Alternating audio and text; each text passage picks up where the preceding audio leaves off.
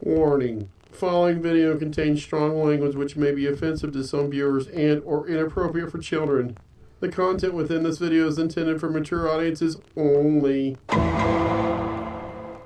And action. I know my camera has a lot to do with why I have to do this.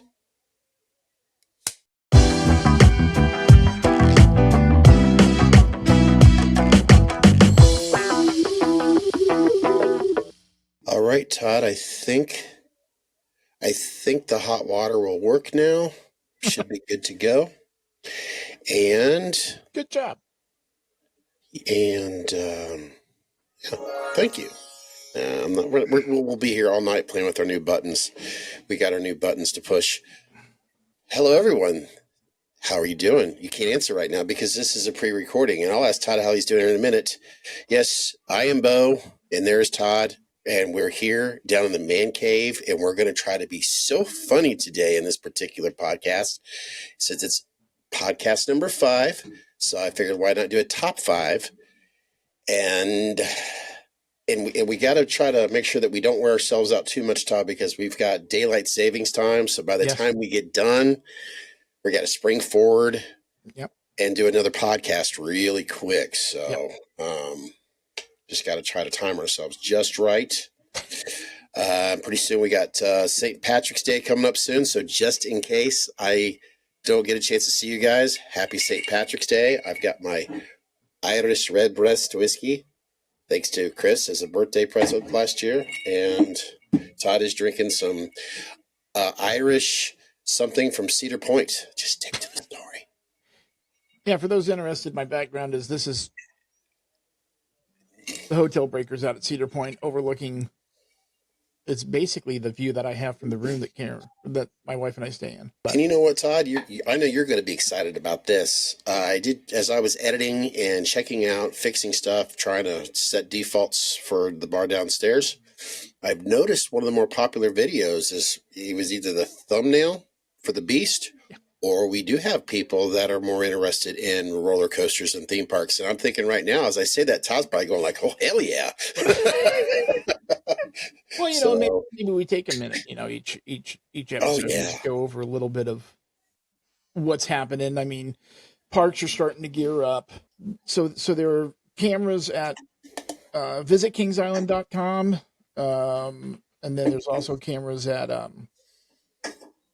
cedarpoint.com where you can go and you can look at the live, what's going on there now. And I do it every morning. And it's funny, the Kings Island has the whirlybirds in Kittyland, the little things that you go around real slow in that are like sweat boxes. I don't like riding in them, but the first sign of spring is when the whirlybirds go up and they put them on the tracks, so you can tell when it's getting close. That, and I seen 3 robins in my backyard today.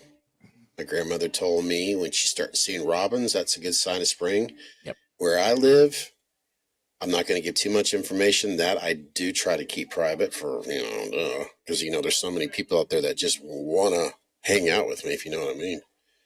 And this week's weather forecast looks awesome. Yes, it does.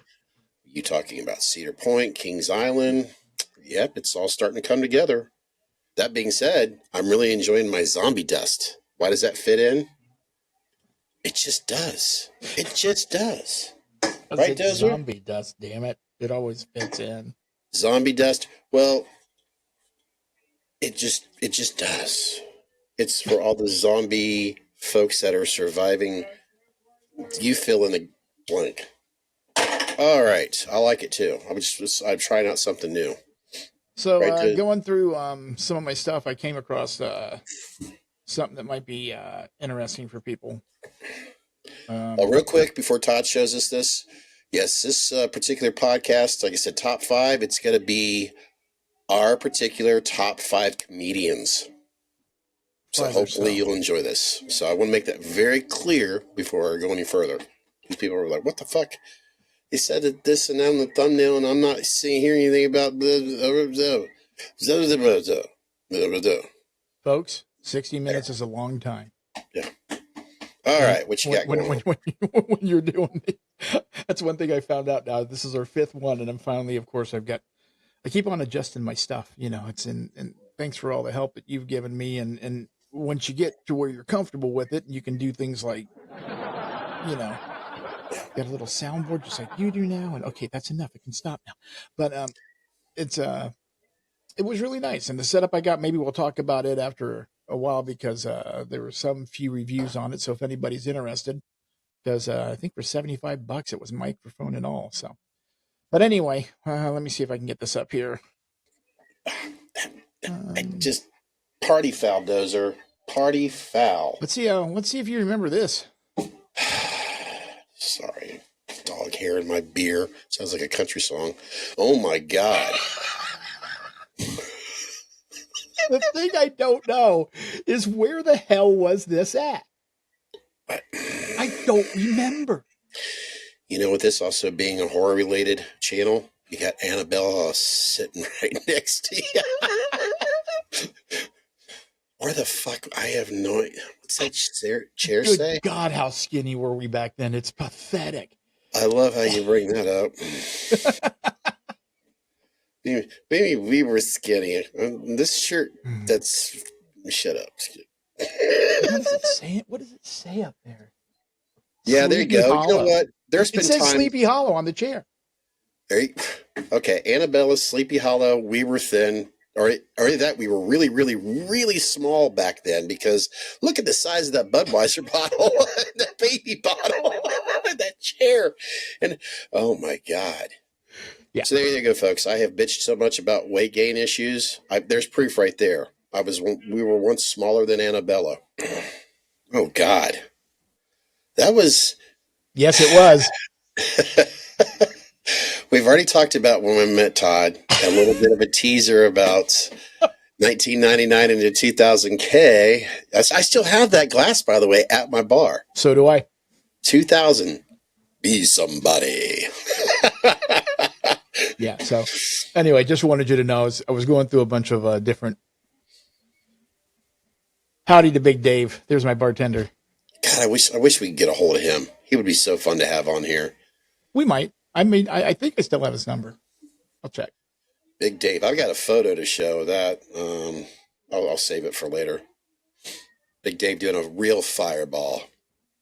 Oh. We're talking. He makes Gene Simmons look like a pussy when he did a fireball. I lied. I got one more.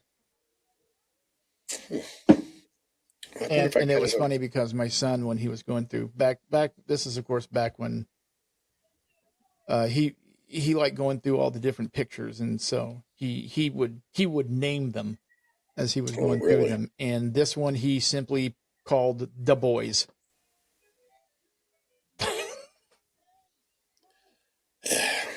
There we are. Okay, out of the three, which one looks more flamboyant?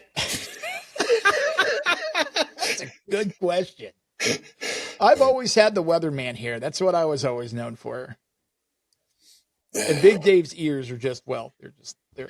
My grandfather, I was told that he looked a lot like Andy Griffith. I mean, if everybody's we were kids, obviously, when the Andy Griffith show was out, and he had his big ears instead of my grandmother. So there we go. Big Dave with the big ears. And Big Dave was like, what, 6'9", 6'10", or something like that? I forget. And I just want it to be known that this is the picture while I was still vertical. I know I do have a picture of me not vertical, but you're going to have to wait till we get to that episode. So, yeah. See, anyway. that would be almost a perfect opportunity to get Big Dave on to help share that story. I think that would be a lot more colorful. I'll do what I can. I'm trying to see if I could find on my, files here real quick, and I don't want to spend too much time looking for it. Of course, I got tons of photos of Kings Island, so when we get to that, at least I have that to help out. Yep.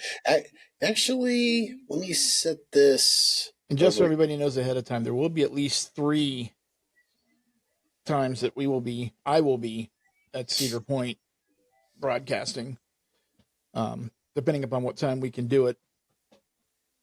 I may be walking around the park. I may be out on the balcony, find some suitable place to talk about what's going on there, and I'll keep everybody abreast of the food. And I always like the food. The Kings Island and Cedar Point, their food game has improved greatly. So we will have to have a couple of episodes. I think the 18th of April is when Kings Island opens, and I'm actually, we will be flying back from Miami at that time. So the 19th, April 19th will be the first time I go to the park. So maybe when we record that next Sunday on the 20th, we'll talk about Kings Island and all the stuff that's changed, and we'll just This podcast is sponsored by Garbage Disposal, Rendering Sanctuary. Oh, I have one more announcement. Sorry, I was hearing something. I have one more announcement. Dwayne Riggins, rest in peace. He was the founding member of Tony, passed away at age 64. Every time you say that, I can't help but think of the Tony has done it again. I just can't help it. Feels good. Yes. Yeah. So Tony, 80s group. A lot of good, just fun. Again, just fun dance music. I played him a lot. And don't know what he passed away of, but we did find out what Gene Hackman passed away of. Yeah, I heard about and that. That was really, really weird. So his wife had, it's basically a disease that you get from, my wife told me, ticks or something. It's not a tick bite or anything like that, but it was like feces. And so there was just in the air, they had some kind of a thing going on. And she passed away 7 days before he did. Yeah. And he had severe dementia. Mm-hmm. So he didn't even know what was going on. The dog that died had been taken to have surgery done. So that's why he was locked up in his pen. And, of course, Gene Hackman didn't have any idea what to do. She died of, they're calling it natural causes, and they're saying he died of natural causes as well. But yeah, that was a tragedy. That's just, I can't tell you how important it is, folks. If you got, as we get older, our parents get older, people around us get older, check in on them, even if it's not bad weather or whatever. It's always good to keep them in mind. And yeah, and it's, I guess you could say it's related. When you talk about Gene Hackman, we're getting older. Two individuals on my list, they're no longer with us, and it got me to thinking, like that's the one thing that sucks about getting older, because every time you hear or do something, you're reminded that you're getting older. It's just like, it's like yesterday at Zach's bowling, bending down to pick up a pin was like, everything's a bitch when you get older. So, yeah, I guess looking at that photo when we were 2 years old is really making me feel old. We're going to talk about comedians. So let's brighten the mood up. And yeah, it's supposed to be comedy. I'll get my list. Yeah, but it's funny you mentioned one more thing to Gene Hackman. Chris and I talked about it on the last episode that we talked about Gene Hackman. We did because it just came out that day, I think, the news. And when you mentioned Birdcage, I completely forgot about it. So there is a good comedy related with Gene Hackman into it. And I was just taking care of a situation, a water heater, blah, blah, blah. And I just had regular television on. And for all you Hoosier fans out there, it's like, well, at least they beat Ohio State. So it's like people are going to run a route for Indiana this year because of the Gene Hackman Hoosier thing, I'm guessing. I don't know. I'll be darned. Why not? Top 5 comedians. And Todd, if you wouldn't mind, I'll have you go first. Okay. And we go like maybe your 5 to my 5 or your 1 to your 1. You know what I mean? It's like, well, I've got to go honorable mentions first. So oh, I do too. Because I came up with 10. Okay. And I had a solid 5, and then I was thinking, how can I let these other people It's up? a bitch. So connecting back with the last episode when we talked about UHF, this comedian, I've seen him live twice. He was in UHF. Care to take a guess? Whoa! What? Oh. Do you believe this? Oh, will you look at that? Oh. Just call me Mr. Butterfingers. I was thinking of him when I was making my list, and the top 5 is a bitch. But I know who you're thinking of. Oh, Mr. Butterfingers. Yes, emo. Emo Phillips. Emo Phillips. Gotta love him. I do want to clarify, when I was thinking about top 5 comedians, I'm thinking comedians. I'm thinking stand up on a stage, make people laugh, comedians. I'm discounting people like that were in movies that were funny. Chevy Chase is an example. John Belushi, who was fantastic on Saturday Night Live, not a stand-up comedian. I literally took this as stand-up comedian. So later, if we want to do a list of TV comedians, or movie comedians, that's also. So anyway, Emo Phillips, number 1, or not number 1, but honorable mention. Next honorable mention, next honorable mention, Rodney Dangerfield. His stand-up stuff was incredible. He had a show on HBO that would highlight young comedians. I think it was called The Young Comedians. And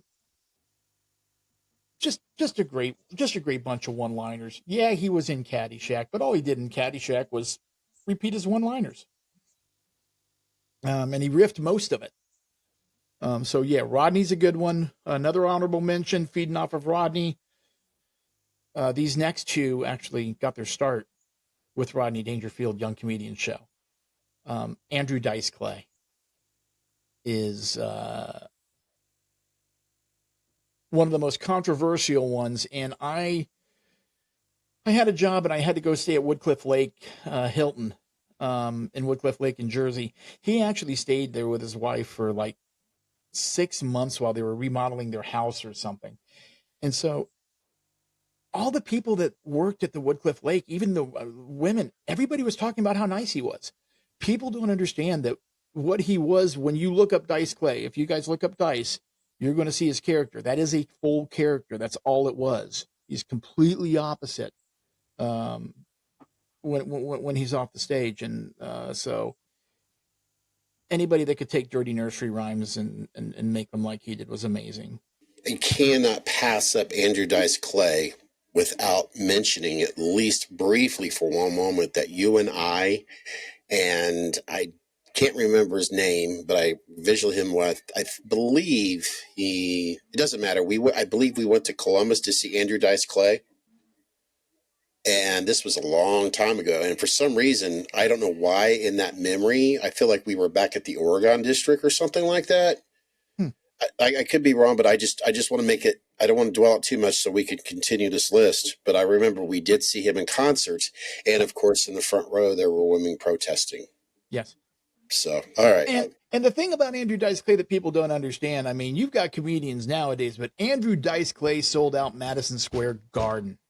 I mean, he said he was going to do it, and he did it. And Ford Fairlane to this day is one of my favorite movies. Can't do it anymore because I'm too fat and I got head too fat. Yeah, with a cigarette over the side. Hickory dickory dock. The mouse went up. I mean, this is an adult channel, Todd. Don't be afraid. No kids allowed. She bent over, Rover took over, and she got a bone of her own. Old mother heifer. Anyway, next one was also on founded by young comedians, Sam Kinison. If you've never heard of Sam Kinison, look him up. He is a preacher turned comedian. He got about as far away from religion as he could. But he took that same persona, that same preacher attitude, and put it into comedy. And he did a lot of guest appearances in movies and on TV. And the most ironic of ironicies, though, when he died, him and his wife were on their honeymoon, and he was in his Corvette and had an unfortunate meeting with semi. Complete accident. They both died. But that was right after he just got done getting back his life back. Because, I mean, when he started, he got into the drugs, he got into the booze, he got into all that kind of jazz. He just got into the wrong crowd. Well, when you're at the Comedy Store hanging out with, I'm just going to say a few others, I don't want to say names right now, Right. that were high. And, you know, I'm going to ask you, Todd, real quick. And for anyone out there, you're watching this later, the answer is going to come up. Dodd, do you know who he used to babysit? Sam Kinison? Yep. No. To give you a hint, he's a comedian, and Sam Kinison worked at his mom's comedy store. Yeah, you'll have to give it to me. P.S. Pauly Shore. Really? Never knew that. Pauly Shore talks about it a lot. How we do? Pauly's our age, and he's good at going down memory lane. And oh yeah, he said, "Yep, Sam Kinison used to babysit him, basically." So my final honorable mention, and I couldn't.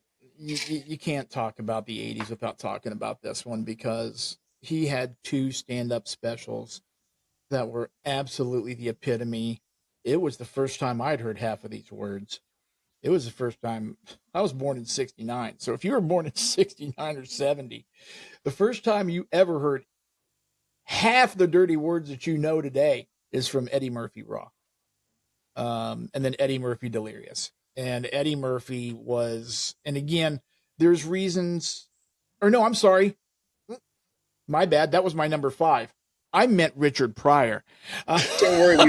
Don't worry. I'm not even laughing at that. It's good timing. Like, I know your list. I don't know his list. I'm laughing at Eddie Murphy's stuff, and then my head was Saturday Night Live. That's good timing. My bad. Yeah, Richard Pryor was my other honorable mention, I should say. Richard Pryor, who just did. They go hand in hand. Yeah, so. I mean, when you talk, but he was first, and he paved the way. And there's a particular skit with him and Chevy Chase where they go back and forth, and it's priceless. You're referring to Richard Pryor. Okay. Yeah. Yeah, that's Spear a classic chucker. Cracker. Yeah. Honky. You know, I've got some friends over the years that are not white, and they just absolutely crack up when I say cracker. Yeah. They think it's some funny. I'm like, well, that's the first time the N-word was on television. People don't understand. Back in the 80s, we got away with a lot more crap than we do now. Now, granted, you couldn't say, I mean... That's why we were awesome. You heard the N-word on TV just like it was second nature. And it was a lot of things like that. They weren't as soft. I mean, we've turned so soft anymore. And it's just comedy. There should be no rails. There's no rules. There's nothing. You can be offended by it, but it doesn't take away the right of the comic to say it. And it's just not someone you listen to then at that point. You know, I mean, there are some comics that I just don't like their brand of comedy. I don't find them funny. I don't listen to them. It's that simple. But one of the pleasures of being in this country and being under the Constitution and having the freedom of speech like we do is that's how we've had such good comics. And so yeah, Richard Pryor. Now I'll go to my number 5, which is Eddie Murphy.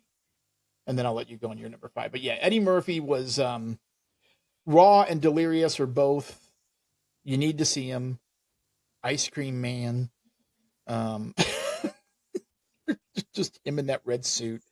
It's one of the things where back in the day, if I was flipping around and came across that, either one of them, I stopped and just watched the rest of it, the whole thing. But yeah, so Eddie Murphy's my official number 5 now that we've got through all that. Well, I'll go. I have, like Todd, I have honorable mention, but I only have one, and I really will share it with everyone later. Trust me. Ooh. I got to thinking because doing enough YouTube and doing top stuff before, you know what? I'm not even going to try to edit it in my head right now because you guys don't give a shit. And neither does Todd. There are so many more other comedians that I cherish more than my top 5. Right. And it's hard. It's very difficult. So I just wrote them down and said, that's it. That's what I'm sticking with. So my number 5 being very related to what Todd just mentioned, Eddie Murphy. And it's hard to put him at number 5 because Eddie Murphy, you had the original cast from Saturday Night Live. I'll help you out for everyone from Gen Z. SNL. Eddie Murphy. Okay, Saturday Night Live, SNL was starving for good comedians since the original cast. And there was some great ones on there, don't get me wrong. They're more appreciated now, I think, than they were, but they're still kind of like, well, who the fuck was on there since the original cast? Eddie Murphy comes along and just explodes like overnight. Yep. On Saturday Night Live. I mean, he has, to this day, if you watch some of the stuff that he did back then, if I remember, he was 19 years old. And it was just, okay, I don't want to say somebody else's name. I don't want to go there because it'll ruin who else is on my list. But I'll just say something real quick. He does the hot tub. It's a classic. It's hysterical. It's, he has, okay, you have Mr. Rogers. Who are the people in your neighborhood? Well, he has Mr. basically the same thing. I'm not going to say any names, but you guys watch it. You'll know what I'm talking about. It's Mr. Robinson's Neighborhood, for Christ's sake. Okay, just help it out. I could edit that part out there. But in other words, everybody laughed their ass off when you hear at his place. He changes his sweatshirt, he changes his shoes, he has his little theme song, and then you hear this. And then, of course, Eddie Murphy has this look like, this is how we answer the door in our neighborhood. Who is it? What's the funniest damn thing? And yeah, Eddie Murphy, like I say, for me, it's hard to put him at number 5 because Eddie Murphy has been like a mentor, a godfather for so many comedians. So as I put Eddie Murphy as my number 5, I had no other choice for other reasons, but he still always will be one of my personal, other than John Belushi, and there's so many other great ones, but Eddie Murphy, I can't help but say, he was probably my all-time favorite comedian on Saturday Night Live.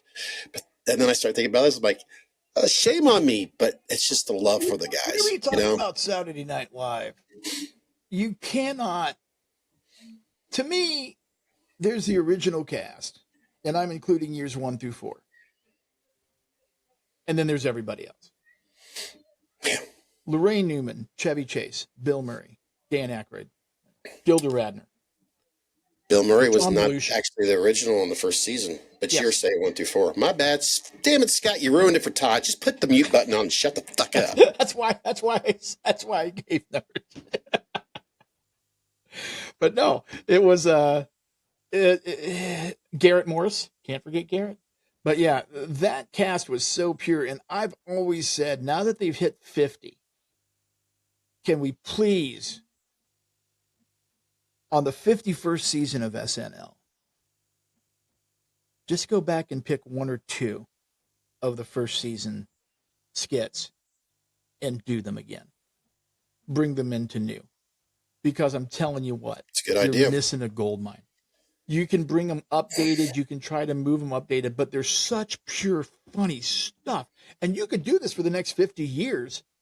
And, I mean, half the show would already be written, for crying out loud. Which is a real place in Chicago. I want to say the best musical of all times. Best musical of all times. The Blues Brothers. Yep. People don't think of it as a musical, but I It do. is. It absolutely is. And that's the story I'm sticking to. And Blues Brothers 2000 is underrated. It's There's bad too much- because they didn't have Belushi, but the music in it is just as good as the first one if you just listen to the soundtrack. My number 4, talking about SNL, this guy was on Saturday Night Live quite a bit back in the day. He was one of those there are two comedians that I have that point out things about our life and our society and make them funny. And this guy picked on politics, both sides, all four sides, didn't matter. He was extremely intelligent, one of the most intelligent comics I've ever known, and we lost something when we lost George Carlin. George Carlin, who famously came up with the seven words you couldn't say on television. And I think to this day, there's only one you can't. But I can barely remember. Shit, bitch. Do you know the others? You're muted. You're muted. Sorry, I should look at my own damn. It's right here. I'll just add in a little. I'll add in next up. Bitch. The C word's one of them. Yeah. Put in the run. Just put in the run in post because Yeah. the 7 dirty words that you can't see on television is an absolute classic. It all makes sense. Yeah, you never know what's going to be on the list. Because it's always somebody else's list. You didn't make that up. Somebody told you that shit. They told you better not say that. So you gotta, and you don't know what's going to be on their list. God, people's lists even change from day to day. Some people on Friday night got a list, not about 2 or 3 words. Sunday morning, goddamn, they make 27 words. These are the same people 2 days later. Different list. So you got to kind of watch out what you're going to believe from them. The trouble is, I was trying to find out what these words might be. And I wanted to know the ones that you could never say on television. I mean the filthy words that are always filthy. There are a lot of these little two-way, double entendre words that have 2 meanings, words that are okay part of the time. I call them like part-time filth. Some of these words, they're only 50% dirty. You have words like ass. Ass is hardly even a dirty word anymore, but it has a few meanings that you can't say on television. That's what I was talking about. What can you say on television? That's another one of those places where we can't use these words all the time. But some of them are all right some of the time. Ass is all right on television. You can say on television things like, well, you've made a perfect ass of yourself tonight. But you can't say, hey, let's go get some ass.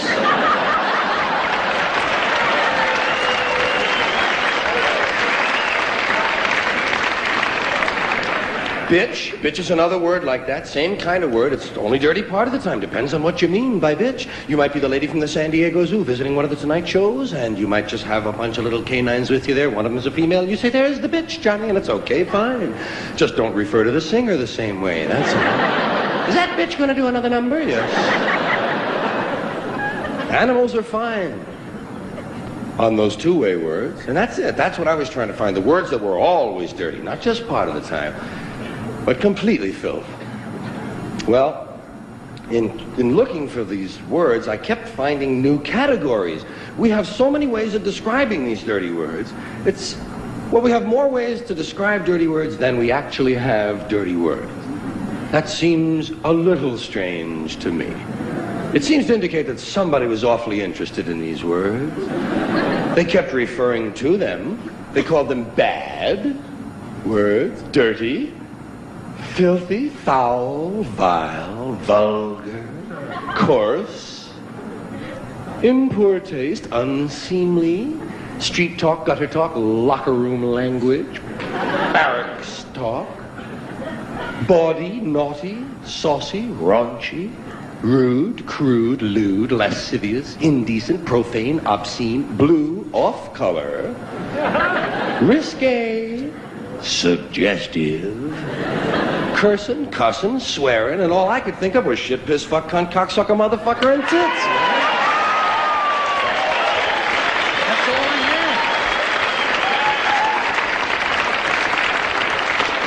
had. Shit, piss, fuck, cunt, cocksucker, motherfucker, and tits. That was my original list. I knew it wasn't complete, but it was a starter set, you know? Shit, piss, fuck, yes, WBAI is the one who played them. Shit, piss, fuck, cunt, cocksucker, motherfucker, and tits. Now, that was the original list. We've added a few words since then. We've added fart, turd, and twat. And I know there are some other words that many of you are wondering about, why they haven't been considered, why they haven't shown up on the list thus far. We're looking at them all very closely. Some of your favorites might make the list this year. Asshole, ball bag, hard-on, piss hard, blue balls, taint, nookie, snatch, box, pussy, pecker, peckerhead, pecker tracks, jism, joint, Donecker, dork, poontang,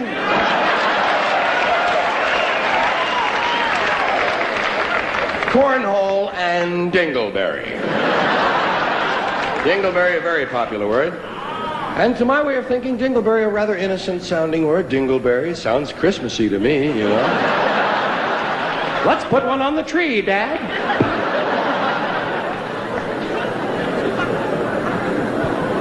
So the words, as I say, shit, piss, fuck, cunt, cocksucker, motherfucker, tits, fart, turd, and twat. Now, motherfucker came off the list immediately, the first day, in fact. I had a call from an English language purist. Some guy had to talk, you know, he got on the phone. He tells me I have a duplicate on my list. I have a duplication. He says, motherfucker is a duplication of the word fuck, technically, because fuck is the root form, motherfucker being derivative, therefore it constitutes duplication. And I said, hey, motherfucker, how did you get my phone number anyway?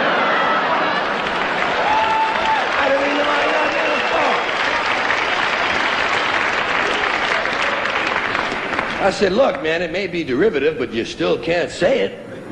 You still can't say motherfucker on TV, can you? He said, no, but you can't say fucky, fucking, fuckola, fuckaroony, or fuckerino either. Well, I said, yeah, that would crowd up my list something awful. So I just struck that motherfucker, or wait, struck it from the list. Motherfucker was gone. Now the list was shit, piss, fuck, cunt, cocksucker, tits. Shit, piss, fuck, cunt, cocksucker, tits. Does it sound like something's missing? Does it sound like an old friend is gone? Shit, piss, fuck, cunt, cocksucker, tits. Remember the old rhythm? Shit, piss, fuck, cunt, cocksucker, motherfucker, tits. Cocksucker, motherfucker, tits. Cocksucker, motherfucker, tits. Cocksucker, motherfucker, tits. Now, shit, piss, fuck, cunt, cocksucker, tits. It falls apart. It isn't going anywhere. And by now, cocksucker is the dominant word on the list. Previously, with motherfucker on the list, cocksucker was somewhat balanced out. They were the only multisyllabic words on the list. But now, cocksucker stands alone. Shit, piss, fuck, cunt, cocksucker, tits. And who knows, maybe it doesn't belong either. After all, motherfucker turned out to be a ringer. Let's take a look at cocksucker. See if this one belongs. We'll divide the word cock and sucker from each other, those words. Sucker isn't dirty. Sucker, it's suggestive as hell. But it isn't dirty. And cock, that's not dirty all the time. That's one of those words that's only partly filthy. Cock, if you're talking about the animal, it's perfectly all right. They used to read that to us from the Bible in 3rd grade. And we would laugh, man.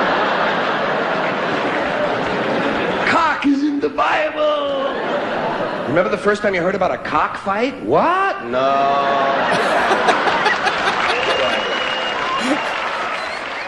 But yeah, so yeah, Carlin's my number 4. How about number 4 for you, Scoot? I remembered. See, I already told this to Todd earlier. We were playing with his new toy, and wait a minute, that sounded a little kinky. But anyways, my interface is like literally right in front of my microphone, so it's kind of like, so I always forget to. All right, my number 4. You already mentioned a comedian earlier, like you said, on HBO with Rodney Dangerfield. Now, he's not my number 4, but he is in that. He's in that range of. He was just Rodney Dangerfield was beyond.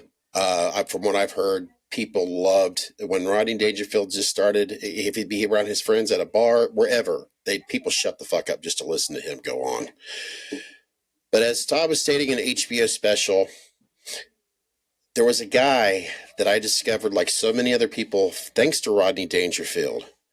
And when I watched him, I technically watched him over at Todd's parents' house for the first time, and I don't think I laughed as hard as I did the first. No, if I go back and watch it every once in a while, like every 10 years, I laugh so hard I feel like I shit myself. And this guy's name is Bob Nelson. I knew it. Bob Nelson does some stuff. Like I said, I feel like I'm going to shit myself when I start, because he does his characters, and they're so simple, but yet they're so funny. Like he'll take balloons and he does his skit, and he does like different. He'll kind of do football characters. Turn around. Now this is my football teacher. And now, let's meet the players of the College All-Star Game. Billy Bob Brubeck, University of Texas, right guard.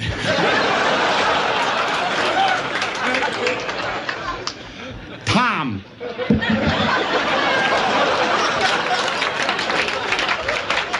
Robert W. Wilson, Harvard University, quarterback. Hi, Muffy. Number 72. Oh, shit, 27. Tony Cappuccino, Brooklyn University, and, oh, fuck. Oh,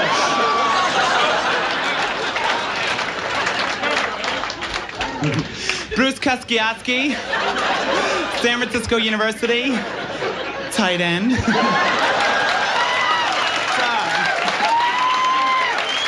No, really. Next year, I hope to be a wide receiver.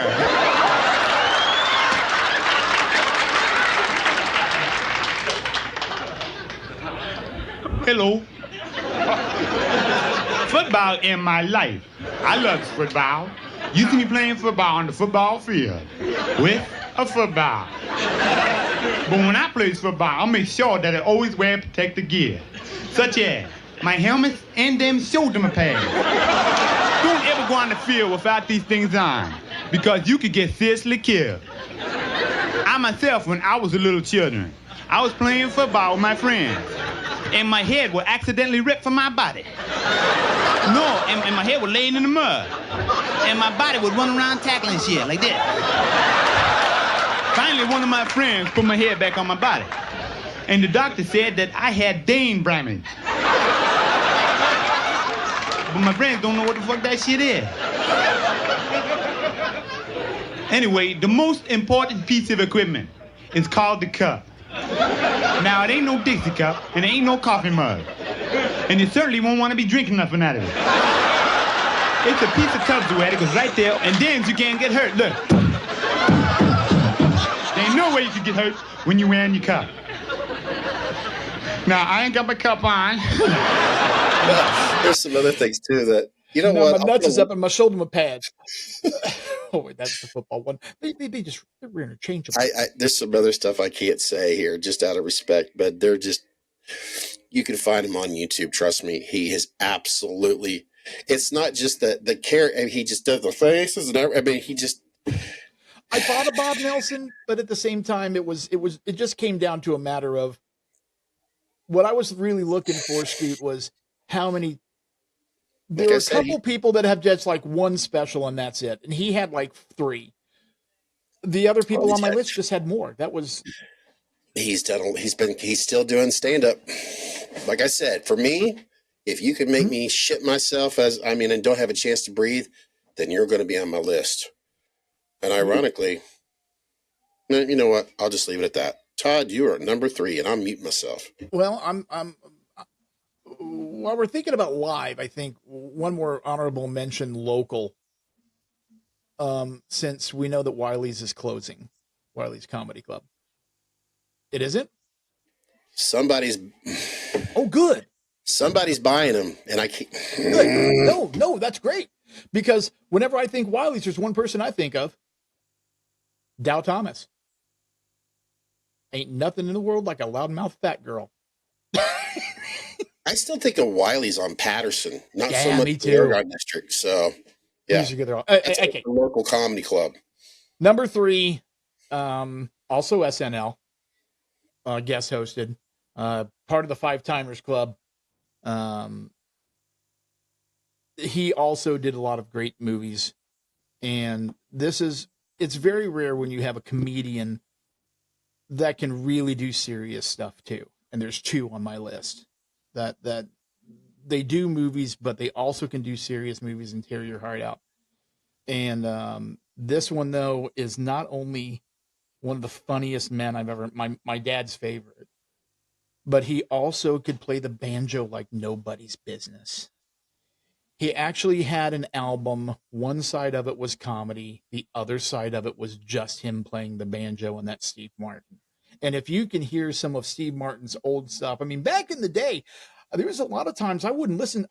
The album I would listen to would be a comedy album. Like you just put it on and just, I could memorize the entire thing verbatim, front to back, and he listened to it over and over again. I know the joke's coming, but it's still funny. And Steve Martin was that guy.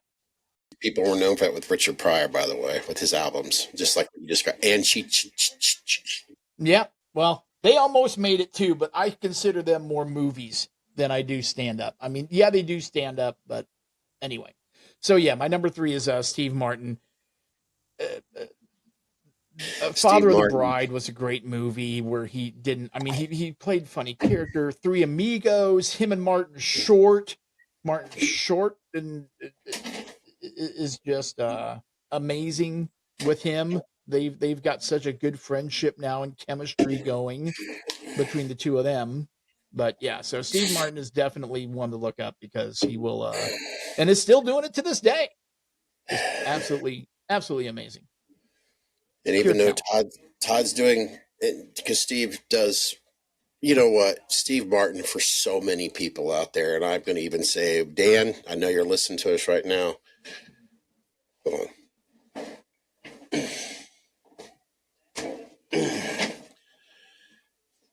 Steve Martin, my little thing with Steve Martin. All I need is my bottle of Redbreast Irish whiskey and my can of beer, and that's all I need. Oh, I need this. I need the eraser, and I need... The Jerk is one of the greatest movies, and they better never do it again. Don't give it a sequel. Leave that shit alone. Just The Jerk don't watch is it. Absolute gold. That's why we are so proud of our generation, because it's you guys that are watching reboots of our shit. That's right. That's right. And frankly, can we just stop with anything that has to do with The Wizard of Oz being rebooted? I mean, I've just had it. I mean, it's like we had The Wiz. We had The Wiz. We had Wicked. We had and same thing with Willy Wonka. Don't even get me crying started out with loud. that Wicked shit.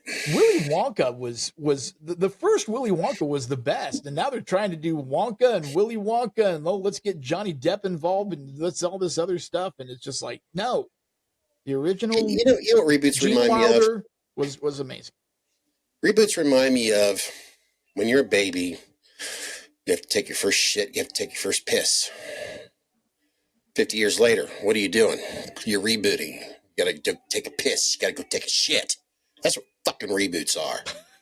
You're taking another shit. Anyways. God, man, you're really bringing the comedy vibe down, dude. No, I'm bringing it back. Because you already mentioned somebody else who would be doing this hickory dickory dock. Yep. I got your bullshit reboots up my fucking cock. All right. Number 3. Speaking of number 3, who's not afraid to speak his mind, who's not afraid to be controversial, who's not afraid to just be who he is. And I think of your dad every single time I think of this man. Now, as I say that, there's so many people for so many years from our generation and before that were always paraphrasing a great movie from really 1980, and that's Caddyshack. People were always taking lines from Caddyshack. You know, you mentioned Rodney Dangerfield already.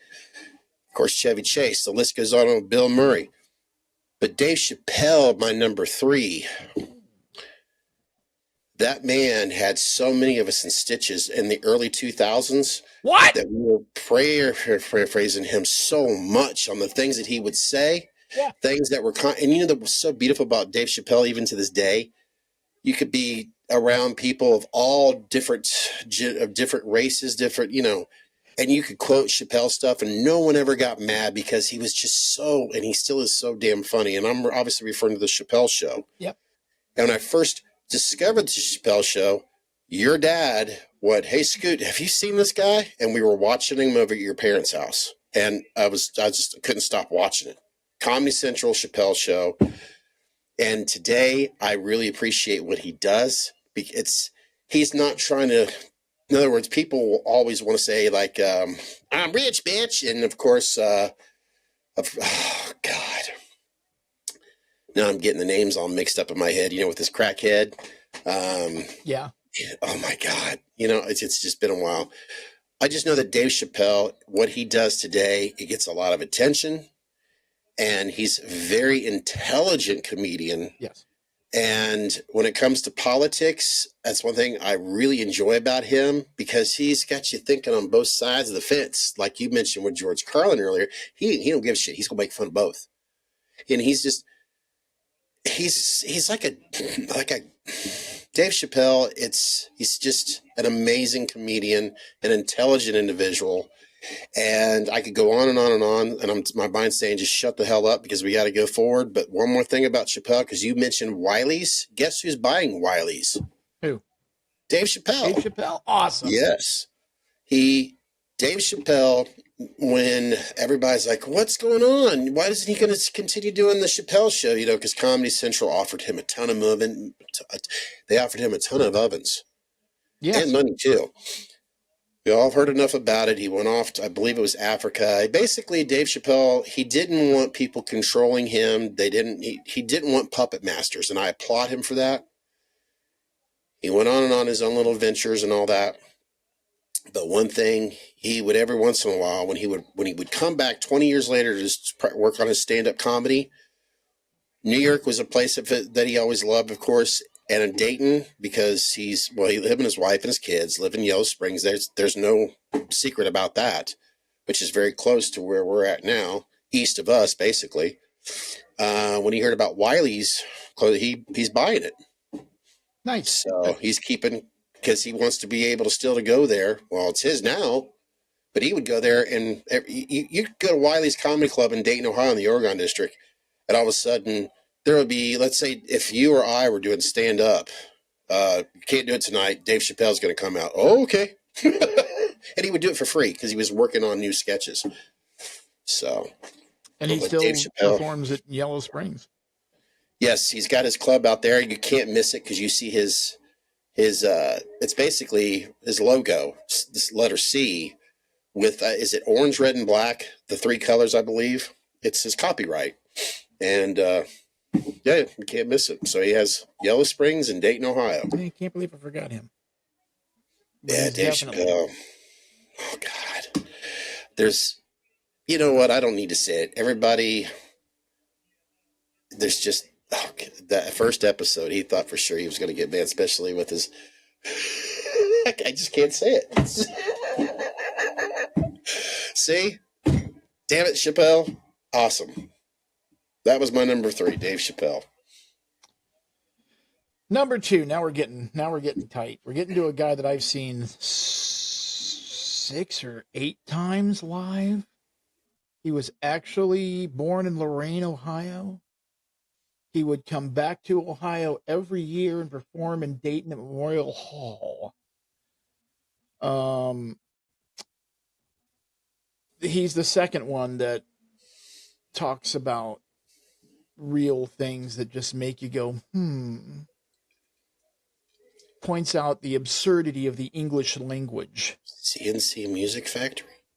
Things that make you go, But, yeah, and it's Gallagher. Gallagher's had over 12 specials on TV. Each of them separate, each of them unique. There's a real good chance that if you saw him in the 90s, you saw his brother instead of him, because they were both actually doing the bit. Sledge-o-matic is what he was known for, when he would smash watermelon fruits, other things. But some of the best lines, some of the best one-liners I've ever heard. Why in America do we park in driveways and drive in parkways? Why do they call it one bra, but it's a pair of panties? Why was the toothbrush invented in Kentucky? The toothbrush. He didn't say that, but I always thought that was funny. But no, he was he was just one of those guys who would just always bring up, why does a cowboy have 2 spurs? If one side of the horse goes, so does the other. It's just a bunch of things, and I can just remember hearing him over and over. And like I said, you can get all of his stuff. They have all of the specials just on one DVD, and you would think the Sledge-O-Matic thing would get old. It's actually the only part of his show that, if there's any part that gets stale over the 12, it's that. But he still does different things with it. He ends up at one point putting a hole in the middle of the Sledge-O-Matic so that it goes up too. And his favorite thing to do there is just to get a wet diaper and just smash the wet diaper so that you get this up. Yeah. And one time he does it with strobe lights. He was the first comedian that had, when you went to go see him, if you sat in the first 10 rows, they actually had plastic for you to put over. So just as much so that the plastic would catch it, not the theater seats. But yeah, so every year at Memorial Hall he would go. And I think it was some kind of reunion or something that he would do or something. That's why it's just like one of those things where you're like, oh, I'll just go sell out Memorial Hall since I'm in town. What the hell? And that's how I got to see him so many times. But yeah, Gallagher number 2, sorely missed. Such a great mind. He also did a lot of the props stuff that like Carrot Top would become. Carrot Top later would do. But he had a long pole. It was about 10 feet long, and he had 2 ping pong paddles on the end of them. And he would literally stand on stage and just play ping pong with himself. He would just bounce. It was he really had to work at getting good at that stuff. But yeah, so Gallagher's number 2, just absolutely amazing. You mentioned Gallagher with the last podcast that Todd and I share. I wanted to Todd have an opportunity to talk more about his, because with Meet Us in the Man Cave, and even a little bit here through the history of this YouTube channel, you guys have heard me talk a lot about Van Halen. Well, with Todd being a part of the bar downstairs, I wanted him to really express his favorites. Pat Benatar, you knew Pat Benatar, Meatloaf. Of course, there's others. And in the video, the last podcast, number 4, I shared, because I told him about with a local band here, which Todd knows, Stranger, yep. And where they were performing, I even leave a little note there if you watch the podcast. A little like in other words, where they were performing it was at the Phrase Pavilion in Kettering, Ohio, which is a gorgeous place. A lot of artists love to come back to that location because of the acoustics alone. For example, Sheryl Crow, she doesn't tour that much, but one of the places that she tours a lot is at the Phrase Pavilion. Rick Springfield, he prefers to perform there because of the acoustics. We've got Loverboy, same thing. Richard Marx. These are people that have already performed there more than a few times, and they love it because of the acoustics. And in the summertime, it's a beautiful place to go see live concerts, and it doesn't cost you a fortune, depending on how much beverages you have. But the reason I'm talking about the Phrase Pavilion, and if you watch that video where the Stranger's there, sorry, I butchered that, Stranger, not the Strangers. I always have to add the to it. I had seen Gallagher at Phrase Pavilion, and what you were talking about with the Sledge-O-Matic, yes, there was so many people with the plastic, and he actually had, if you remember back in the day, there were people, or he would have people get into this like huge ball, and it was like you being in a hamster ball. Just imagine a hamster in a ball. Well, this is the same thing for humans. It's obviously more protected for humans not to break their neck. But he would have that thing come out, and people from, individuals are obviously one, just crawling that thing, and they're going all around these people. And of course, he gets it perfectly upside down. So let's say on this pin here, here's the person's head and there's the feet. So he made sure that it was upside down in order to pour some of it in there. It was absolutely hysterical. So yes, I had seen Gallagher at the Phrase Pavilion. And if you're ever in Dayton, or if you live around here and you have not seen a concert there yet, you owe it to yourself to go to a concert there or a comedy act. My wife and I, shameless plug, we always go every year. She was big into Zepp, and I never got into it until she took me to go see Get the Let Out. They're a cover band. It's funny. The thing that's unique about Get the Let Out is they have like 7 people, and they're not there to try to like recreate the look or the talent, or well, the talent, yes, but they're not there to do the look of Led Zeppelin. They're there to reproduce the sound of Led Zeppelin with Women backing would be tracks. offended if you try to look like Robert Plant. What? Women of our age, they'd be like, no. Well, the lead Yeah. singer is pretty out there. I mean, he definitely does. He looks like somebody who would listen to the Led Zeppelin. But yeah, Get the Let Out is absolutely amazing. Also, a new one that I went to last year. The Skeptical Cats would still play around. They were a local band. I love Skeptical Cats. They play a lot of progressive rock from mainly the 60s, 70s, and 80s. Well, and another one, and this is actually, so when I worked in the club, like I said before, I would go and I would play in between the sets. Somebody who still plays at Fraser Pavilion, I think, every year, and we try to go see him, is the Menus. Oh yeah, my mom when the loves them. Menus went to She my loves the Menus. When the Menus went to my club, I went there to play in between, and that's actually when I found out that she was more interested in me than just a friend. And since then we've been together. So the Menus has a lot to do with actually our being together. So we always like to go see them. And then the other one the new one that I saw this year was that Arena Rock Band. Very, very good. That Arena Rock Band, they do a lot of big hair, big arena, Bon Jovi, Alice Cooper with the Decapitation, Quiet Riot. So we're getting off of comedy, but I think rightfully so, because it's music. This channel is about music as well. Even Music Man Cave, we go down to music. We just can't stop. Music is just, I can't wait till the three of us get together to do music. Right now, Chris is on a gaming. He's like, I can't. He's Monster Hunter. Todd and Chris are I'm going to be, I can see it now. I'll have to put it on mute. But, and one more thing about Stranger. Dublin Pub, St. Paddy's Day. They will be there. They're playing in the big Irish or big St. Paddy's Day festival there. You're still muted. There you go. It doesn't matter. That was good timing anyways. Well, I mean, I didn't interrupt you. I should be saying cheers to my grandmother, because she's O'Malley. I mean, that's just, yeah. Okay, Scooter, you're number 2. Okay, I'll see you guys in about 20 minutes. Who are the people in your neighborhood? Listen to me now. In your neighborhood, that's right. In your neighborhood, hey. All right, he was already mentioned earlier on your list. I cannot have him on my top. In other words, I cannot. You mentioned Steve Martin. I feel bad for not having him on this list. I could think of so many others. Richard Pryor.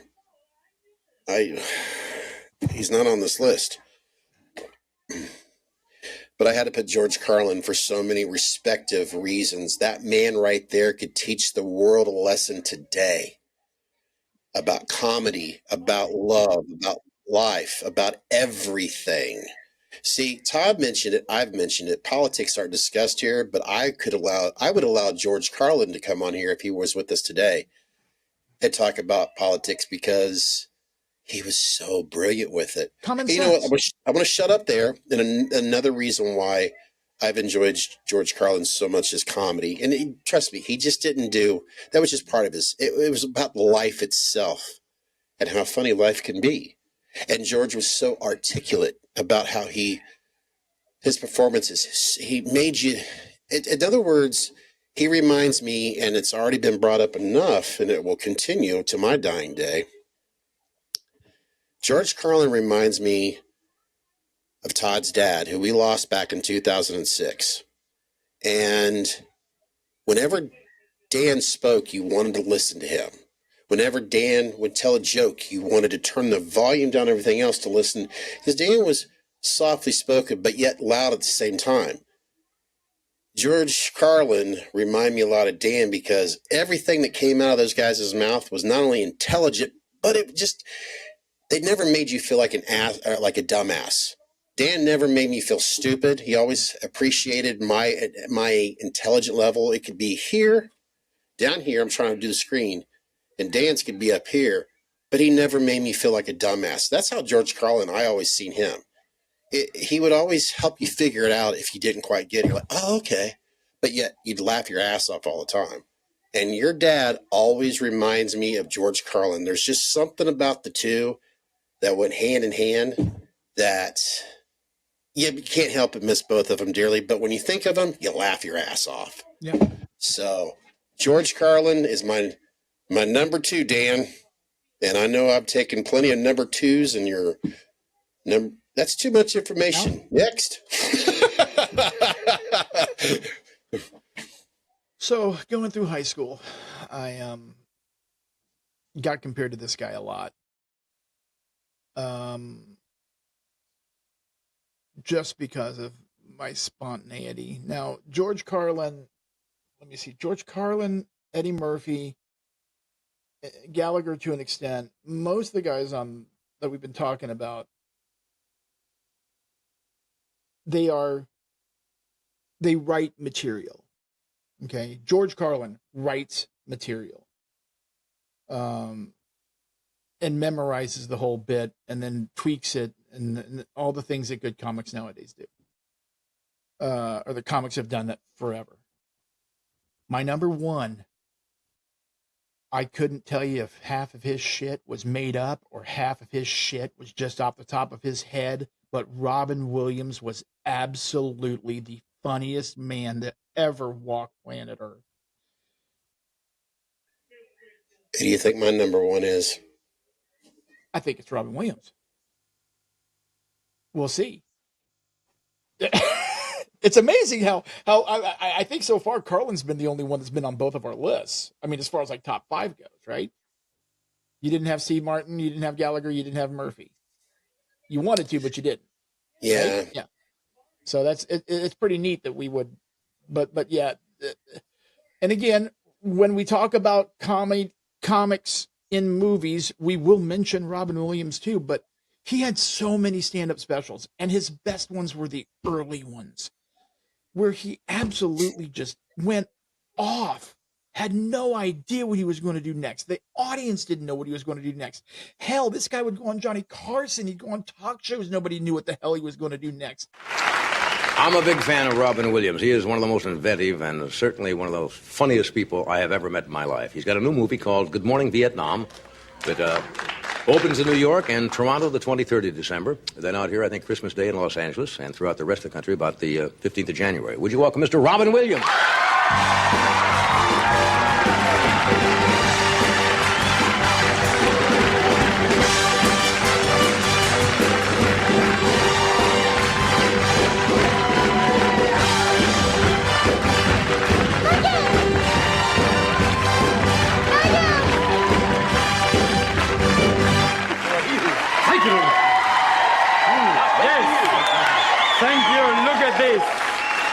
Yes, Ed, I'm so glad that Sears had that sale. Yes.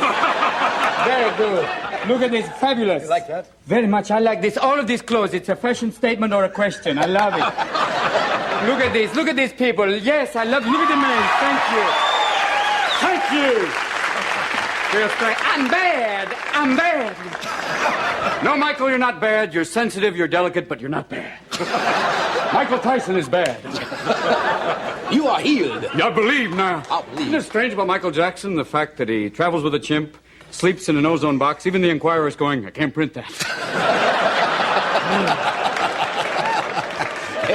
Strange person, isn't he? Ooh. Why would you want the bones of an elephant man? I don't know. It's like to sit in your house out in Encino. I don't understand that. No, it's the way I am. And I love, you know. I have a suspicion. I can't prove it, but I've never seen Janet and him together at the same time. I don't know. Inquiry. Yes, come on. Yasser Arafat, Ringo Starr, the same man. You be the judge. Watch out. I don't know. It's a strange situation. Good to be back here. Nice to see you again. Well, you know, it's interesting to be here. Flying down there's a little scary. They always have a pilot going, hi, this is your pilot. 4 Before we take off, I just want you to know I invested a little money in the stock market. And let's see if those insurance forms pay off. And they always have the little lady going, there are exits here and here, but we'll be out before you. Great. And they have that thing in case of a water landing, they have that little thing, take your seat cushion with you. Oh, sure. Which is great if you're floating in the water, a shark's going, oh, look, Bob, canapé. Bob for a name of a shark. You see, that's interesting. Wasp shark. That's interesting right there. Damn it, I don't know whether to eat him or just mesquite him. Sit around. Human sushi. Everybody gather around. Well, good to see you again. Somebody said you were in England and you performed for... I mentioned them in the monologue. Princess Di and Charles. Are they getting along all right? They look very well. They look happy, really. We're like this. You see big ears on someone like that down the south, they usually have a banjo, you know?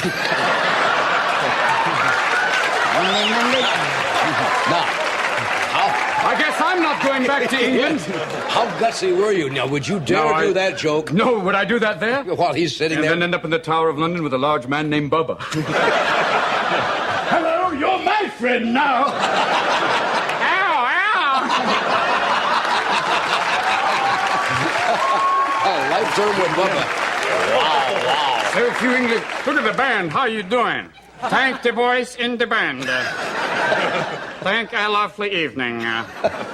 It's great to be out. It's Christmas. Do you get happy Christmas depressed? A lot of people get stressed out. No, really? Driving isn't bad. Merry Christmas! I told you I saw it first! It's great to walk into a store and see little Jewish ladies like ninjas with their purses like... Stand back! I saw that back, you been. Little candy cane for the hypoglycemic children. Thank you, Daddy. Oh, God. They have some wonderful stuff for them. There's some exciting Christmas gifts. They have the Jessica Hahn doll. It doesn't do anything. Just falls over and goes, maybe. Maybe. You did it. Thank you. Thank you. I guess Jim and Tammy live near you in Malibu. Jim and Tammy rented a house out in Malibu. Jim and Tammy, I love them. Fun group, yeah. Her eyelashes have been declared a national forest. Thank you. Do you believe?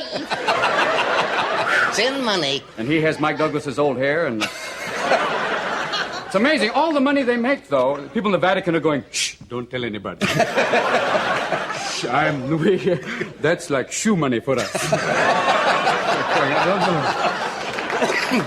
What do you think? There's a Polish pope with two names, and people in the Deep South are going, hey, why can't we have a pope from Tennessee, then? His name's Pope John Paul. We'll have a pope named Pope Joe John James. There it is. Now, here's that, and you have a guy named Newton next to him named Cardinal Bubba. How you doing? Instead of wine and wafers, we're going to have Jack Daniels and beer nuts. Yes, indeed. You know it. Yes, indeed. And after a communion like that, if you don't see Jesus, then you never will. Come on. That's it. Drop it right there. Here's one pope that no one's going to shoot at. You know what I'm saying? That's the way it is. You're possessed. Yes. You are. You are possessed. No. Possession's like Shirley MacLaine. That's when... Isn't it nice when she has those people? They call it channeling. Basically, it's... My name is Lazarus. I am an 8,000-year-old being that sounds like I swallowed a vibrator. Why? Why can't it be someone you know? If you're going to become another person, you could be channeling going, I am not... My name is Phil. I live in New Jersey. And I don't know what the hell I'm doing in this body. Hold it. I've got another call. I'll get back to you. Him, Whoopi Goldberg, and Billy Crystal all together for comic relief was something we looked forward to every year. It was the first time my parents gave money to a charity. One thing that people associated me with him was because I used to do the same thing. I would just be stream of consciousness. There was no stream of consciousness. If something stepped in and took over, I just squirrel, bam. I mean, the guy's completely ADD for sure. But that's what made him so funny. It was always something that you didn't expect. It came out of nowhere. And at the same time, The World According to Garp. What was the one with You know the other one I'm thinking of? Good luck keeping up because he had an amazing list of films. Serious roles. I'm thinking, oh, come on, damn it. I just was thinking of it earlier. Talk about when he was a Russian? Teacher. Oh, teacher. Professor. Oh, shit. Oh, damn it. I'm always going to bring Chris's name up because I know we were damn it. I know you're talking about. Yes, he was at Good Will Hunting. That's it. Good Will Hunting. He was, well... Yeah. No, Dead Poet Society. Dead Poet Society. Okay. Okay. Okay. Good Will Hunting too, right? He was in that? Yeah. Yeah. Okay. He was a psychiatrist. Yes. At Good Will Hunting. Dead Poet Society, he was a teacher. And I'm muting again. But no, I mean, that's all I got. I mean, it's just the range that he had as an actor and how seriously he was taken. And for him to, unfortunately, sometimes sometimes the people who are the most outspoken and outgoing and loving and giving to the world also have things that they're hurting inside, and the depression and what nobody saw. And it was such a miraculous mask that he wore that nobody had any idea. You could say that not John Candy. Who am I thinking of? John Belushi, Chris Farley. You got little hints now and then that there was something else going on, but Robin Williams was just he was just out of the blue. Oh my God, you mean he died? What the hell happened? And very complex man, very complicated man, taken away from us too soon. And definitely every second that he breathed on this planet was a gift to the other 6 billion people he shared it with, in my opinion. He made Popeye look cool one time. Popeye was fantastic. Yeah. So many people shit on Popeye, but it's worth watching just for him and Shelley Duvall. Yeah. Shining. Ooh, horror reference. Oh, it's okay. If I had this camera working right now, in other words, I got the Shining. Jack. Yeah. Shining's right to my right. So anyway, my number one, Robin Williams. Thanks for everything you did. Thanks for making me. Between that and Pee Wee Herman, those were the two things that everybody associated me with when I was... Nanu. Yep, Mork and Mindy. I actually had suspenders. I went to go see Pam Dauber, who played Mindy in Mork and Mindy. I met her. She did My Fair Lady with Kenley Players, and I wore my Mork and Mindy outfit when I went to go see her. Jonathan Winters was out, as we all know. If you watch Mork and Mindy, if you've ever seen any interviews, or if you, like you said, Johnny Carson, Robin Williams, that was his idol, was Jonathan Winters. That was his inspiration. Yep. Definitely. You know, you did your honorable mentions earlier, right? Yep. There's this new comedian that's out that I got to put my honorable mention in.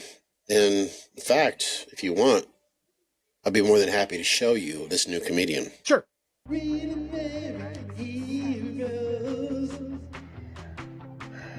Sweat to death. Okay. Today is Saturday, March 1st, 2025. This is my first of probably many recordings on a series that I'm starting. I am a legal advocate. I am a researcher. I've been in the legal field since 2011. And in this capacity, I feel that it's necessary, if I'm going to continue to operate appropriately as a legal advocate, that I start to advocate for myself. And also advocate for my daughter. For those of you who don't know, my name is Casey Anthony. My daughter is Kaylee Anthony. My parents are George and Cindy Anthony. This is not about them. This is not in response to anything that they have said or done. That's not to say that I'm not going to respond at some point to some of the things that they have said and done. The whole point of this is for me to begin to reintroduce myself. I'm doing this both personally for me, but in a professional capacity. You're kidding, right? Moving forward, the majority of what you will see will be me speaking in a professional capacity. Speaking of professionalism, when is it professional to publicly bash someone who's going through a hard time? My goal is to continue to help give a voice to people, to give people tools and resources that they can utilize so they actually know where they can turn to. So with that, please join me on Substack. People care about is readers and making money off of her. If you have questions, I will set up an email address where we can correspond directly. Up until this point, that has never happened. And it's only going to be on a limited basis regarding legal issues, legal matters. After all she's been one of the through. main reasons that I'm doing this, there are people close to me who have been targeted and attacked recently. There are also people close to me who have had some recent things occur. And when necessary, people needed to step up, myself included. She hasn't performed on stage in years. As a proponent for the LGBTQ community, for our legal community, women's rights. You're kidding, right? I feel that it's important that I use this platform that was thrust upon me and now look at as a blessing as opposed to the curse that it has been since 2008. With that, these aren't going to be perfect. They're not going to be edited. Most of the time, they're not going to be short.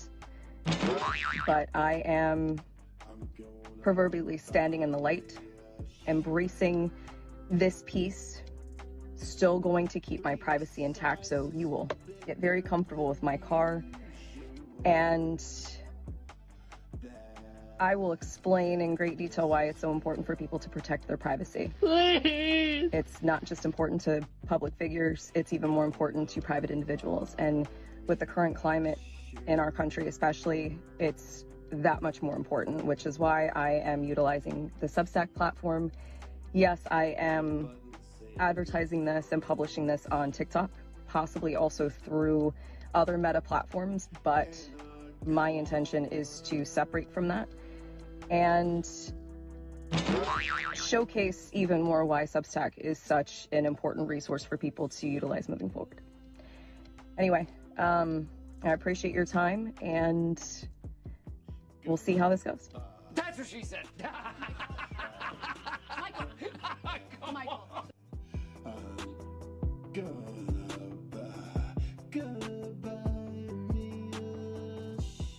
Okay. The ability of people to think they're now, more important than they actually are.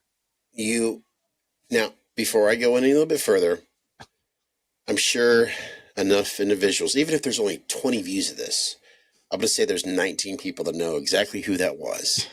Todd, Casey Anthony, you're aware of who this comedian is, right? Yeah. Okay. I have this thing has crawled underneath my skin like millions of other people in this world. And I was going to tie this into a future podcast to what we watched because I came up with an idea.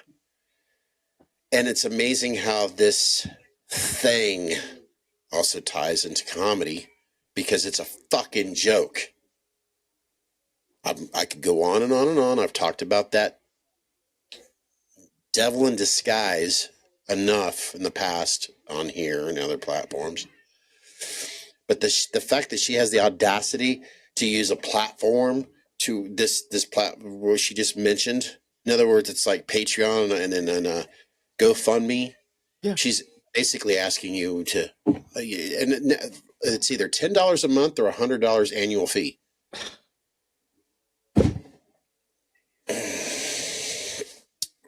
I'll tie it into, if I can remember, of an idea that I have for a horror film when it's involved with that name, if I can remember.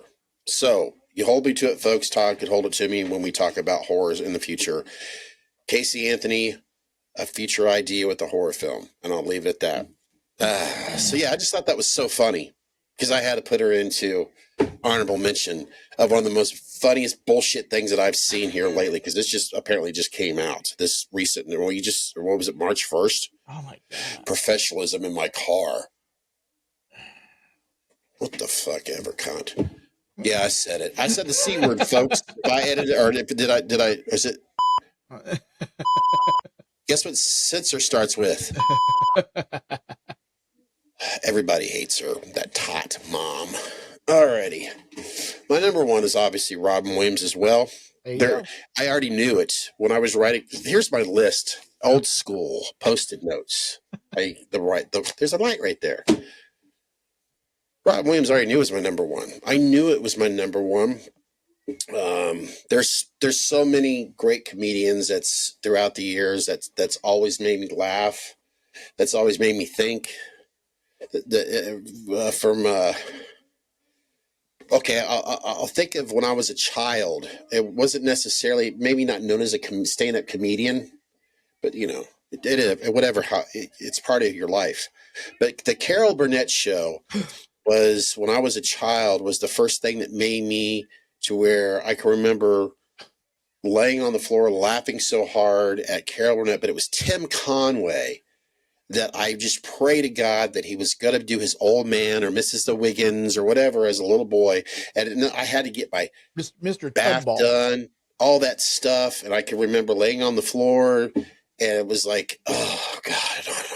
But Tim Conway's certain things about him reminded me when I got to see Robin Williams. There was this certain spontaneity about him, certain things that made me laugh so hard when I was a teenager watching Robin Williams outside of Mork and Mindy sing his Come Up Stamity. Stamity? Come Up Stamity? This podcast sponsored by Redbreast, the Irish whiskey that'll make you talk really good, because I'm sure Robin Williams knows all about the Irish thing inside of me. That's what's for dinner.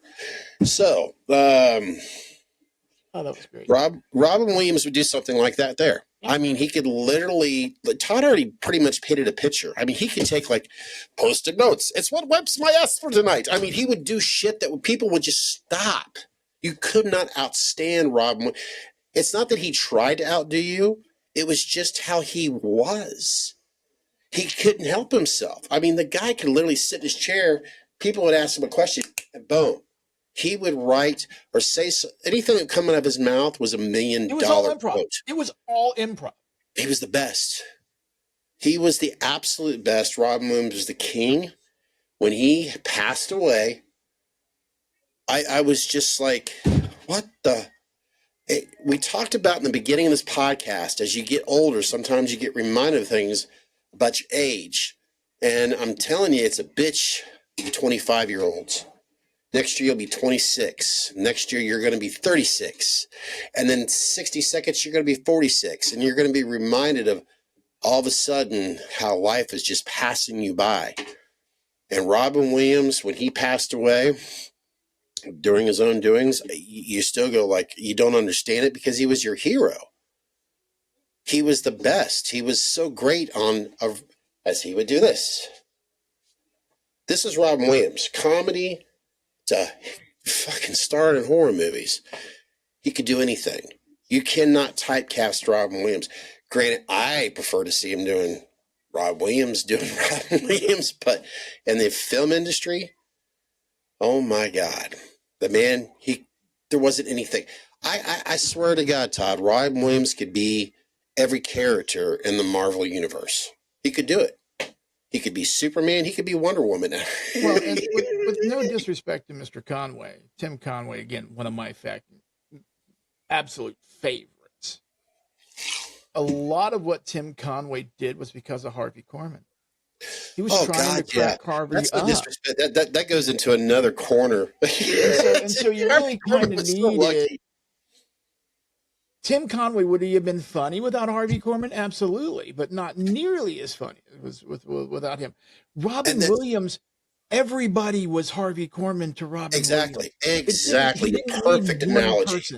It was everyone.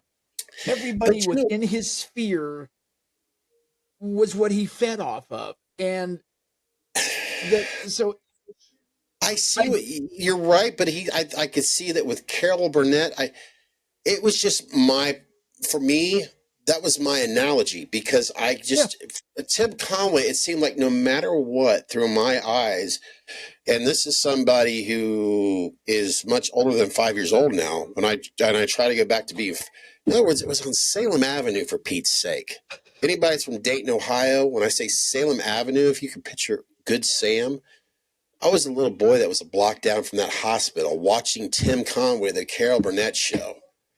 In other words, I was also waiting for Star Wars figures eventually. But then, like I said, Rob Williams, and I was like, there's something about him that makes me think of Tim Conway, because he made me laugh as hard as Tim Conway did back in those days. But you're so right, what you described there. I mean, Harvey Lord, he was a lucky bastard. Yeah. He was so lucky because he got to work with Tim Conway and, of course, so many other great comedians. Hell, we go down Blazing Saddle. I didn't mention that. Thank God they don't take that off of. I guess it's still on Netflix. I don't know, but I hear it's still around. But, well, and the thing that people don't realize about Tim Conway is Carol Burnett was an absolute perfectionist. She did not like people breaking up. But with Tim, it was allowed. It was okay because he was, she had a soft spot for him. The world did. Eddie Murphy, the Canon commercial. It's so easy. Even Stevie could use it. Sorry. I'm going, this is Irish whiskey. It's what's for dinner. Sorry.